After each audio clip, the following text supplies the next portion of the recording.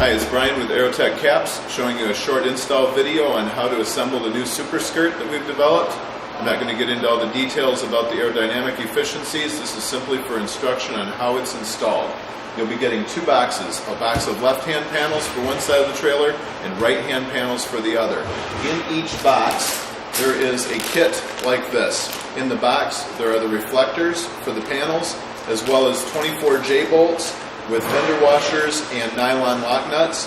They're all half-inch nuts, and you just need a half-inch driver to assemble the project. Now we're out at a trailer, and here's how you would start the install process. The first thing you have to do is establish where the tandem assembly slide stop is, which is this bar right here. And the way it's configured with the slide here moving to this pin would dictate this I-beam being our starting position. These skirts are best assembled when you start with the rear and move forward. So once we've established that the tandem will stop right here, this is the first panel that we'll be able to put on at this I-beam station. I've gone ahead and just loose assembled the J-bolt through its stations here. Here's how you put on the first panel. You simply catch the leading edge of the I-beam, put it into position, flip up your J-bolt, flip up your other J-bolt, and then use your driver. A universal joint or a flexible joint or an extension will help to draw these. What will happen is this will draw it tight and cinch these right onto the I-beam. Here's how the second panel locks in.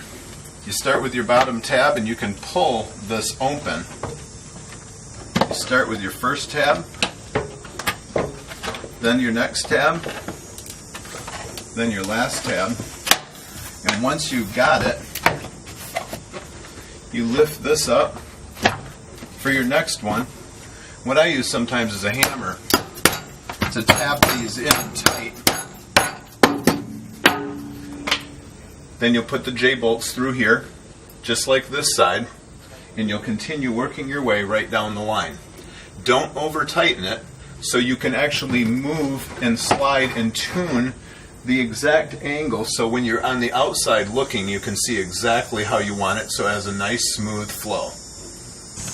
We now have 4 panels loosely assembled on this trailer, and along with the 12 panels that come in each box, a left box and a right box, are these extrusion pieces. There's 3 6-foot ones and 1 5-foot one.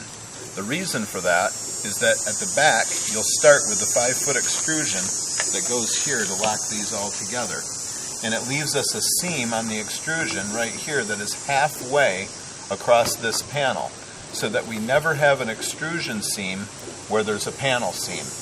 After starting in the rear end with 5-foot extrusion, you'll finish using 6-foot extrusions and then trimming it to length when it's complete at the landing gear on the trailer. I'm going to go ahead and put this 5-foot piece on and show you. It does help if you put a little bit of soap or even a light oil lubricant.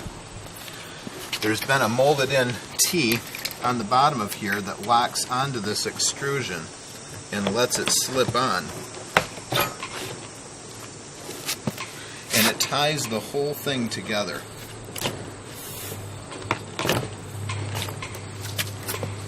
I did not soap this one, so I'm struggling a little bit.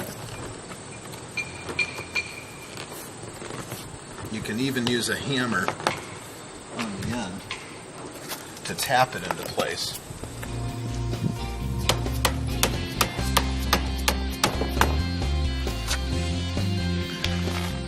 That's our trim piece. If you hit these skirts on the bottom going over an obstacle, they're all designed to flex and bend in the middle and return to their position. As you can see, the last 2 panels here, we have started to make the transition inboard to come up and terminate at the landing gear post. So the last panel isn't going to fit. So all you have to do is come down to the back side and establish your distance and cut it, either with a belt knife, a saw, a tin snips, whatever you have. The material cuts pretty easy, but it will never tear. It'll bend and flex, and you can cut it with a blade. So what you'll do is establish the distance you need to hook this tab into these the same as you've been doing building your way forward, and you'll trim it so that you have a smooth edge tight up against the gear here, and then you'll pick a couple of points on the gusset to use the zip ties which we've included. There are 2 of them per side to cinch the leading panel out of the slipstream behind the king post here, and also to secure it to the gussets to the landing gear. So this piece is going to work, that'll be trimmed to fit and locked up into place here. Sometimes they change the I-beam configuration and the spacing starts to get narrow here, and what you'll have to do is pick one that works and use the other J-bolt to tie in potentially longer than what the hook is. But this piece is secured with the zip ties and the lock into the previous panel, so this is more like a filler panel that's customized to fit at the end.